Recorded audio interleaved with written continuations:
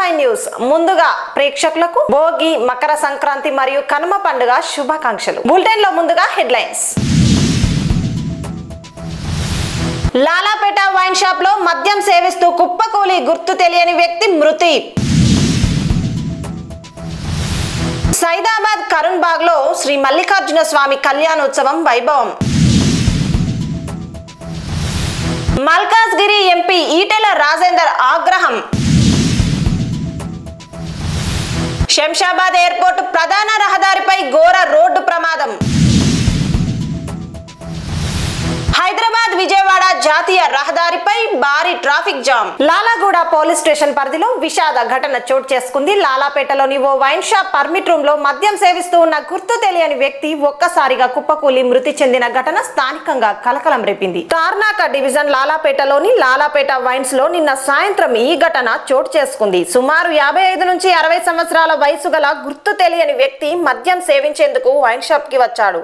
Permit room లో మద్యం సేవిస్తున్న సమయంలో ఒక్కసారిగా కుప్పకూలిపోయాడు. వెంటనే వైన్ షాప్ సిబ్బంది పోలీసులకు సమాచారం అందించారు. సంఘటనా స్థలానికి చేరుకున్న లాలాగూడ పోలీసులు పరిశీలించగా అప్పటికే అతడు మృతి చెందినట్లు నిర్ధారించారు. ఈ ఘటనపై కేసు నమోదు చేసుకున్న పోలీసులు దర్యాప్తు ప్రారంభించారు. మృతుడి వివరాలు తెలిసిన వారు లాలాగూడ పోలీస్ స్టేషన్ సంప్రదించాలని పోలీసులు కోరుతున్నారు.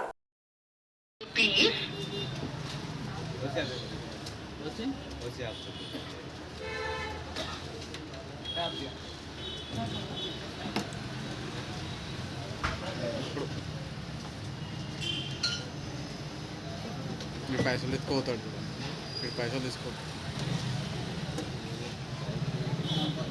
తాకింది, దెబ్బ తాకి బ్లడ్ ఉంది. ఇటు చూడన్నా, ఇది గమనించు. కృష్ణ వాడు తీసుకొని వెళ్ళిపోతాడు అట్లా. నగరంలోనే 400 సంవత్సరాల పురాతన చరిత్ర కలిగిన సైదాబాద్ కరుణ్ బాగ్ లోని శ్రీ మల్లికార్జున స్వామి దేవాలయంలో మల్లన్న స్వామి కళ్యాణోత్సవం అత్యంత వైభవంగా నిర్వహించారు. మల్లన్న శరణు శరణు అంటూ భక్తుల జయ జయ ధ్వానాలతో ఆలయ పరిసరాలు మార్మోగిపోయాయి. సైదాబాద్ కరుణ్ బాగ్ లో ఉన్న 400 సంవత్సరాల పురాతన శ్రీ మల్లికార్జున స్వామి దేవాలయంలో మల్లన్న స్వామి కళ్యాణోత్సవం భక్తి శ్రద్ధలతో ఘనంగా జరిగింది. ఈ సందర్భంగా ఆలయాన్ని ప్రత్యేకంగా తీర్చిదిద్దారు. ఒగ్గు పూజారి మారయ్య ఆధ్వర్యంలో శ్రీ బలిజ మేడాదేవి గొల్లకేతమ్మ సమేతంగా శ్రీ మల్లన్న స్వామి కళ్యాణం నిర్వహించారు. మల్లన్న శరణు శరణు అంటూ భక్తులు జయ జయ ధ్వానాలు చేయడంతో ఆలయ పరిసరాలు మార్మోగిపోయాయి. ఈ కళ్యాణోత్సవాలను తిలకించేందుకు నగరంలోని పలు ప్రాంతాల నుంచి భారీ సంఖ్యలో భక్తులు తరలివచ్చారు. మధ్యాహ్నం భక్తులకు అన్నదాన కార్యక్రమాన్ని ఏర్పాటు చేశారు. ఈ కార్యక్రమంలో ఆలయ కార్యనిర్వహణాధికారి విఎస్వి సత్యనారాయణ, ఆలయ కమిటీ మాజీ చైర్మన్ మడిగల లక్ష్మారెడ్డి, శివయాదవ్, మాణిక్ తదితరులు పాల్గొన్నారు.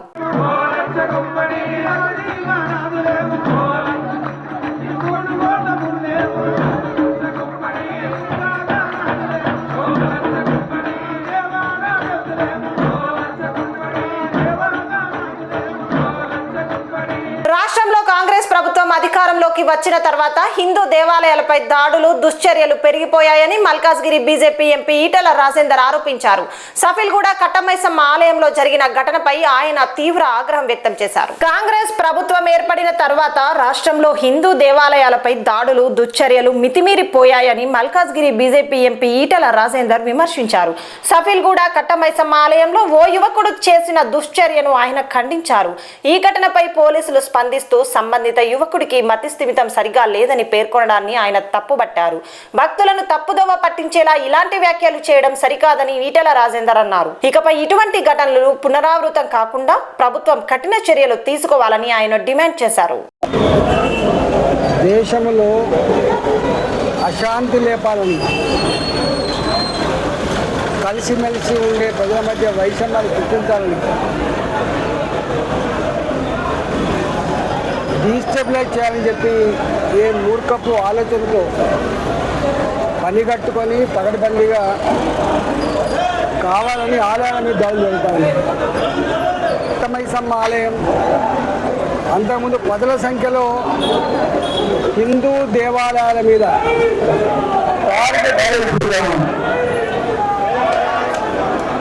టార్గెటెడ్గా దాడులు జరిగినప్పుడల్లా వీళ్ళు చెప్తున్న మాట ఏంటంటే మతి స్థిమితం కోల్పోయిన వాళ్ళు తెలియక చేస్తున్నారు. వాళ్ళు ఈ ప్రాంతం వాళ్ళు కాదని అయితే పోలీసులు బుకాయించే ప్రయత్నం చేస్తున్నారో, నేను ముత్యాలమ్మ ఆలయం అప్పుడు కూడా చెప్పిన, ఇదేదో మతి స్థిమితం ఉన్నవాడో పరాయి ప్రాంతం వాడు చేస్తున్నది కాదు. ఇక్కడి వాళ్ళ సహకారంతో పకడ్బందీగా ప్లాన్ ప్రకారంగా కొంతమంది రెచ్చగొట్టడం వల్ల చేస్తున్నటువంటి చర్యలు ఇవి. ఇవాళ ఈ దేశంలో ఉన్న హిందువుల మనోభావాన్ని దెబ్బతీస్తున్నారు, వాళ్ళ విశ్వాసాల మీద గుద్దే ప్రయత్నం చేస్తున్నారు. ఇది మంచిది కాదు అని చెప్పి చాలాసార్లు మేము హెచ్చరించినాం. ఇవాళ పోలీసులకి ఇక్కడ ప్రభుత్వానికి ఇది ఒకటే చెప్పదలుచుకున్నా, వాళ్ళు ఒకవేళ మతి స్థిమితం లేని వాళ్ళైతే, వాళ్ళు ఒకవేళ పరాయి ప్రాంతం నుంచి వచ్చిన వాళ్ళే అయితే, తెలియక చేసే వాళ్ళైతే, వేరే మతాలు గౌరవించే పూజించేటువంటి వాటి మీద కూడా, పవిత్రమైన స్థలాల మీద కూడా వీళ్ళు చేయాలి. కానీ ఏ మతాల పవిత్ర స్థలాల మీద ఈ దాడి జరగదు, ఈ అపవిత్రమైన కార్యక్రమాలు జరగవు. కేవలం హిందూ దేవాలయాలమే మాత్రమే. భావజాలం హిందూ దేవాలయాల పైన యథేచ్ఛగా దాడులు చేస్తూ ఉంది. దాడులు జరిగినటువంటి ప్రతిసారి కూడా పోలీసులు దాడి చేసినటువంటి వాడు పిచ్చోడు అని చెప్పేసి పిచ్చోళ్ళ మీదకి నెట్టేస్తా ఉన్నారు. అసలు ఈ నగరంలో ఎంతమంది పిచ్చోళ్ళు ఉన్నారు? ఈ మతం ఉంటే ఇంకెంతకాలం ఉపేక్షిస్తారు? ఈ రోజున ఈ భావజాలం ఎక్కడి నుంచి తయారై వస్తుంది? మదర్సాల కేంద్రంగా హిందువుల మీద, ఈ దేశం మీద, ఈ ధర్మం మీద వ్యతిరేకమైనటువంటి భావజాలాన్ని నూరిపోసి దేవాలయం. శంషాబాద్ ఎయిర్పోర్ట్ కు వెళ్లే ప్రధాన రహదారిపై జరిగిన రోడ్డు ప్రమాదం కలకలం రేపింది. ఊబర్ క్యాబ్ డివైడర్ ను ఢీకొనడంతో 5 నెలల గర్భవతితో పాటు ఆమె తల్లికి తీవ్ర గాయాలు అయ్యాయి. ప్రమాదం జరిగిన తర్వాత గంట సేపు అంబులెన్స్, పోలీసులు రాకపోవడంతో బాధితులు ఆవేదన వ్యక్తం చేస్తున్నారు. శంషాబాద్ ఎయిర్పోర్ట్ కు వెళ్తున్న ఊబర్ క్యాబ్ ప్రధాన రహదారిపై డివైడర్ ను ఢీకొనడంతో ఈ ప్రమాదం చోటు చేసుకుంది. ఈ ఘటనలో 5 నెలల గర్భవతి అయిన మహిళతో పాటు ఆమె తల్లికి తీవ్ర గాయాలయ్యాయి. ప్రమాదం జరిగిన తర్వాత సుమారు గంట పాటు అంబులెన్స్ కానీ పోలీసులు కానీ సంఘటన స్థలానికి రాలేదని బాధితులు వాపోయారు. గంట తరువాత పోలీసులు అక్కడికి చేరుకున్నారు. అంతలోనే ప్రైవేటు అంబులెన్స్ సహాయంతో క్షతగాత్రులను శంషాబాద్ లోని ఓ ప్రైవేటు ఆసుపత్రికి తరలించారు. ప్రస్తుతం ఇద్దరి పరిస్థితి విషమంగా ఉండడంతో మెరుగైన చికిత్స కోసం హైదరాబాద్ లోని మరో ఆసుపత్రికి తరలించినట్లు సమాచారం. ఇద్దరు వెనకాలనే కూర్చోరా? నువ్వు సీట్ బెల్ట్ వేసుకున్నావు? వేసుకుంటే ఓపెన్ అవ్వాలి. సీట్ బెల్ట్ వేసుకుంటే ఓపెన్ అవ్వాలి ఎయిర్ బ్యాగ్స్. హైదరాబాద్ నుంచి విజయవాడకు వెళ్లే జాతీయ రహదారిపై భారీ ట్రాఫిక్ జామ్ ఏర్పడింది. అబ్దుల్లాపూర్ మెట్ మండలం ఇనాంగూడ వద్ద కట్టెల లోడ్తో వెళ్తున్న లారీ పల్టీ కొట్టడంతో వాహనాలు నిలిచిపోయాయి. హైదరాబాద్ విజయవాడ నేషనల్ హైవేపై అబ్దుల్లాపూర్ మెట్ మండలం ఇనాంగూడ ప్రాంతంలో కట్టెల లోడ్తో వెళ్తున్న లారీ అదుపు తప్పి పల్టీ కొట్టింది. లారీ రోడ్డుకు అడ్డంగా పడడంతో పాటు అందులోని కట్టెలు రహదారిపై చెల్లాచెదురుగా పడ్డాయి. దీంతో రెండు వైపులా వాహనాలు నిలిచిపోయి సుమారు 6 కిలోమీటర్ల మేర ట్రాఫిక్ జామ్ ఏర్పడింది. ఇమాంగూడ నుంచి ఔటర్ రింగ్ రోడ్డు వరకు వాహనాల రాకపోకలు పూర్తిగా స్తంభించిపోయాయి. సమాచారం అందుకున్న పోలీసులు సంఘటన స్థలానికి చేరుకొని ట్రాఫిక్ ను క్రమబద్ధీకరించే ప్రయత్నాలు చేస్తున్నారు.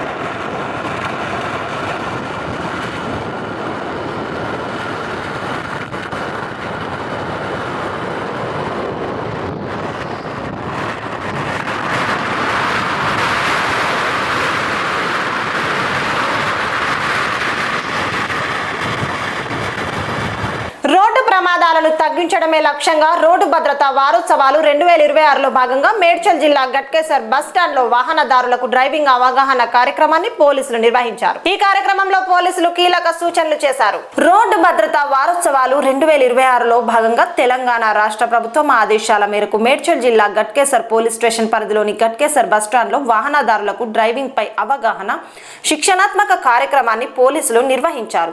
ఈ సందర్భంగా Ghatkesar law and order police station CI Balaswamy మాట్లాడుతూ వాహనదారులు సరైన కంటి చూపు కలిగి ఉండాలని, రక్తపోటు, షుగర్ వంటి వ్యాధులతో బాధపడేవారు వాహనాలు నడిపేటప్పుడు మరింత జాగ్రత్తలు తీసుకోవాలని సూచించారు. ఈ కార్యక్రమంలో పలువురు వాహనదారులు, గట్కేసర్ లా అండ్ ఆర్డర్ మరియు ట్రాఫిక్ పోలీస్ స్టేషన్ల సిఐలు, ఎస్ఐలు, ఇతర పోలీసు సిబ్బంది, స్థానిక ప్రజలు పాల్గొన్నారు.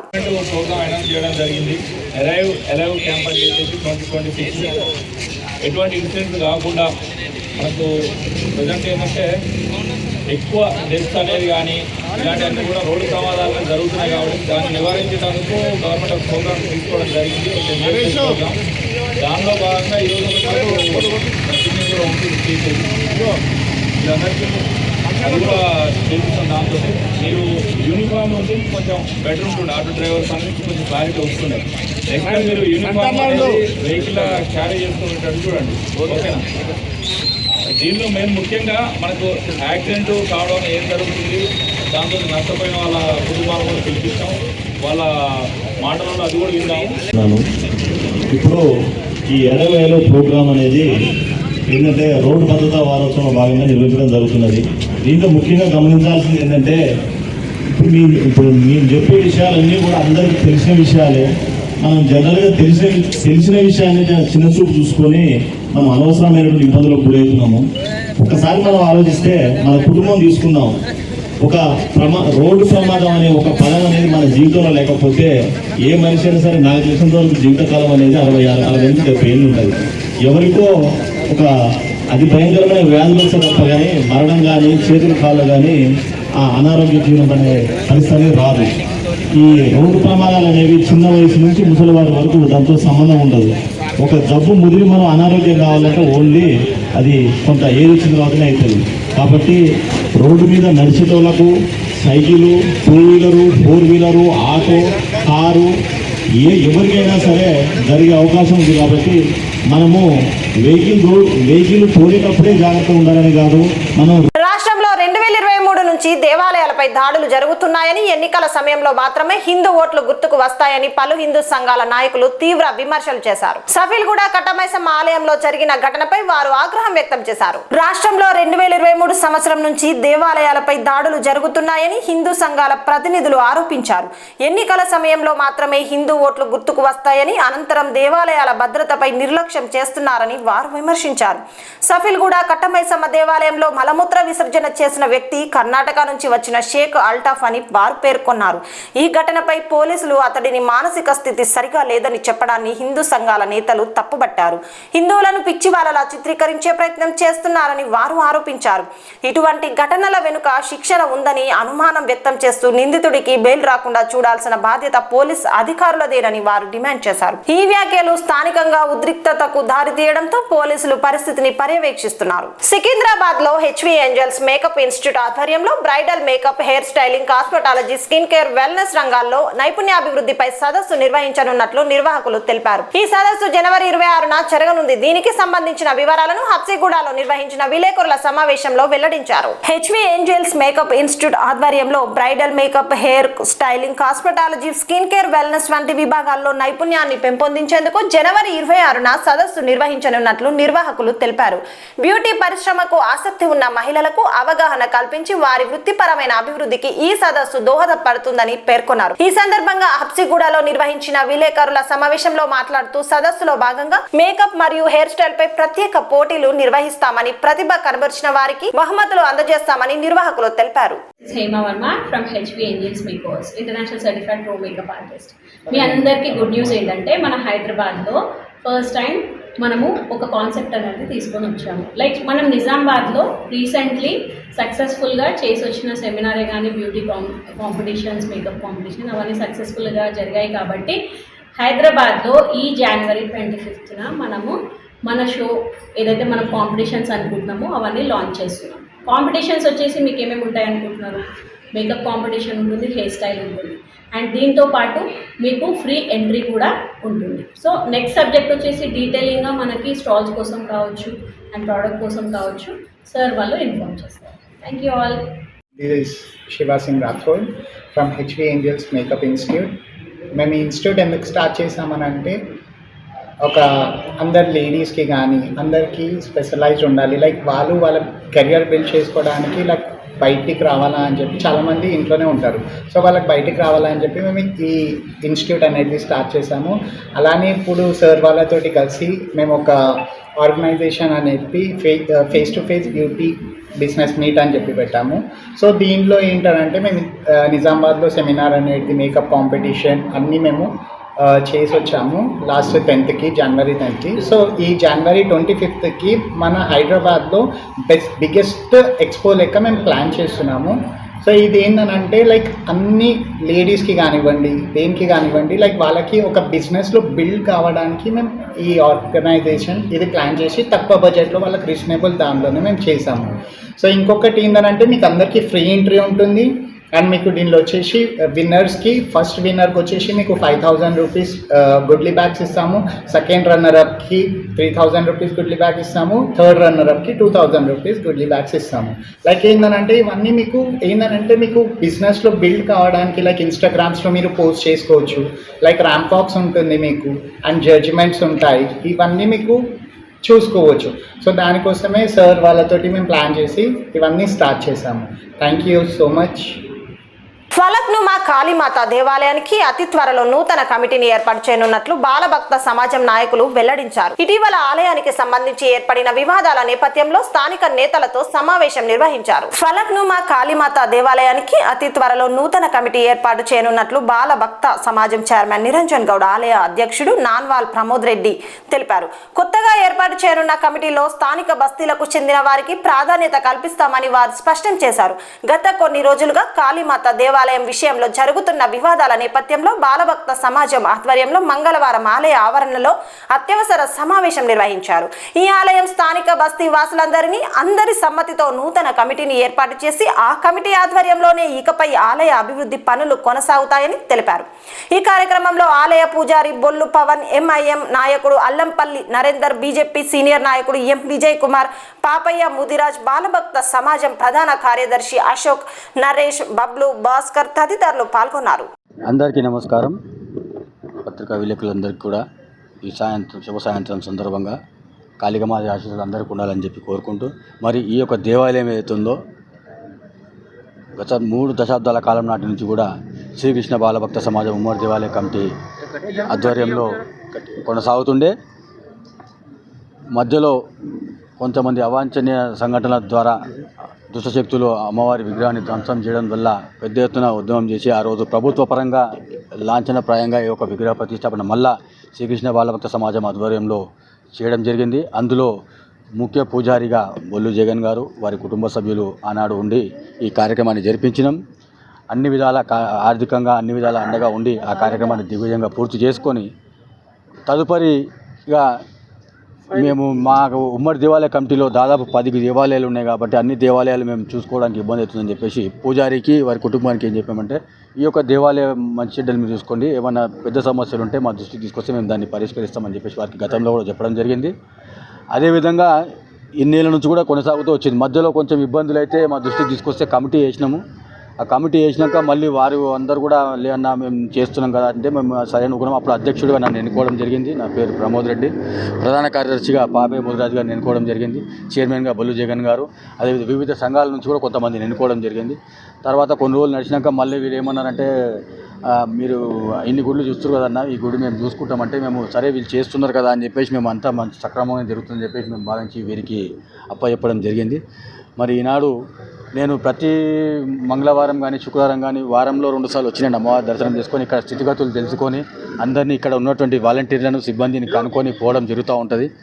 నేను ఇన్ని రోజులు ఏంటంటే సరే చిన్న చిన్న విషయాలే కదా వీళ్ళు చదువుకొని పోవడానికి వారికి నచ్చకపోవడం జరిగింది. కానీ ఈరోజు చిలికి గాని వానలా వచ్చి ఇది ఒక కుటుంబానికి సంబంధించిన దాని విధంగా భావించి వారు ఏదో వాటాల విషయంలో గొడవలు జరుగుతున్నాయని చెప్పేసి మా దృష్టికి ఈరోజు ఉదయం రావడం జరిగింది. తక్షణమే నేను నన్ను ఎవరైతే ఆ రోజు ఈ దేవాలయానికి అధ్యక్షునిగా నియమించారో వాళ్ళందరికీ కూడా నేను వారి దృష్టికి తీసుకురావడం జరిగింది.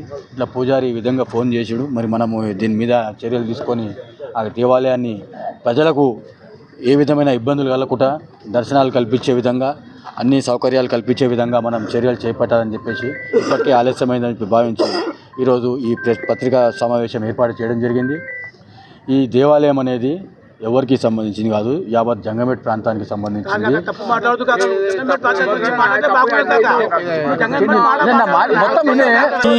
ఈ దేవాలయం ఒక నిమిషం కారణం ఏదైతే ఉందో ఆ కారణం దృష్ట్యా మేమేం నిర్ణయించినామంటే ఇది ఒక్క కుటుంబానికి సంబంధించింది కాదు. జంగమేట్ అంటే ఒట్టి జంగమేటే కాదు, అందులో డివిజన్ కాదే.